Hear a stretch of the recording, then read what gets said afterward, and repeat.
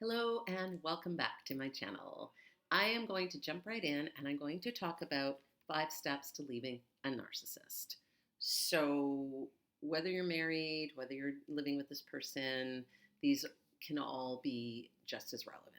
So, I did do an earlier video where I mentioned legal representation. I would say maybe a pre-step to that is preparing some kind of escape plan or safety plan. So a safety plan doesn't just to apply to physical abuse. Certainly, physical abuse, you have to really have that plan um, in the way that you might need to get out immediately and go wherever, whether it's a shelter or somewhere where you just need to get out very quickly. However, sometimes you just need to get out because of your mental health. So whatever reason, even if it's just, I don't want to say just because that's still terrible, any kind of abuse, emotional, verbal, financial, whatever the abuse is, have a plan. If you need to get out immediately, change of clothes, important documents, your prescriptions. If you have children, have their bags packed, have something just small, nothing noticeable. You want to hide it from that person. Don't let them know. So if you can store it somewhere else, that's great. If you keep it in your car, as long as they never use your car, have that there ready to go. But basically, you just want to have something quick, small, compact with the essentials if you need to get out right away. So that's just having that in mind. And also just know where you're going to go, things like that. Just have an idea of what you might need to do so you don't have to think in that moment. Because in the moment, it's very difficult when you're in crisis to think clearly. Next step, and the very, very, very important step, because I am absolutely not a legal expert. I'm not giving you any legal advice, but I would strongly suggest you get legal advice. Find a professional, find a lawyer, find legal advocacy at least, but find somebody who can support you legally in whatever way that looks like for you. Ideally, you would want to retain a lawyer if you can. If that is absolutely not financially possible, then there are organizations that can help.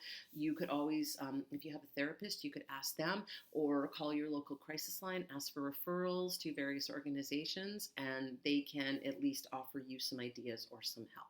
But definitely get legal help.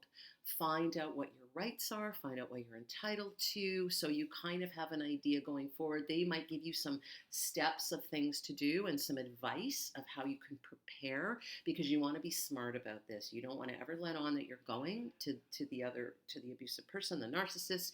So this is why it's really important to get any kind of legal advice or representation.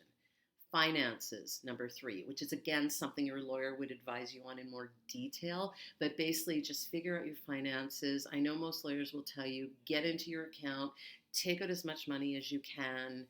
Only do this when you're leaving, though. Don't do this right away, or it might arouse suspicion unless it's only your account. They don't have access to it. If you have a joint account, you want to wait to the very last second. What will happen often is that your assets might be frozen after you leave once all lawyers get involved. So you want to make sure that you have the money before that. So again, a lawyer will advise you about all this, but generally this is kind of a general thing to do, is have your finances in order. Know where you're going to get some money from. Place to stay. Know where you're going to go. Whether it's a shelter temporarily, if you have family, you can stay with friends. Make sure it's someone you can trust and that it's safe. That's the most important thing, and that narcissist can't contact you, or make sure that don't engage any mutual friends or any of their family, because you don't know where their loyalties are. So you want to make sure that this is 100% people who have your back, which leads me to point 5 is enlist support in whatever way that looks like. Again, if you have a therapist, lawyer, accountant, get all the professional support, get everything on board as far as that's concerned. And then of course, friends, if you have family that you talk to, whoever you can. Don't do this alone. Get as much support as you can. Tell people, let them know what's going on. Don't be afraid to ask for help. So this is just a quick video on giving you some ideas. I can go into more detail down the road, but I just wanted to get it out there. If you have any questions, anything you want to comment on, anything more you want me to cover. So I'll just go over it again. 5 steps for leaving a narcissist: safety plan, legal, whether that's family or whether it involves any kind of criminal court, if you have to get protection orders, things like that, if you've had to file charges. financial, getting finances in place, place to stay, safe place to stay, and enlisting support.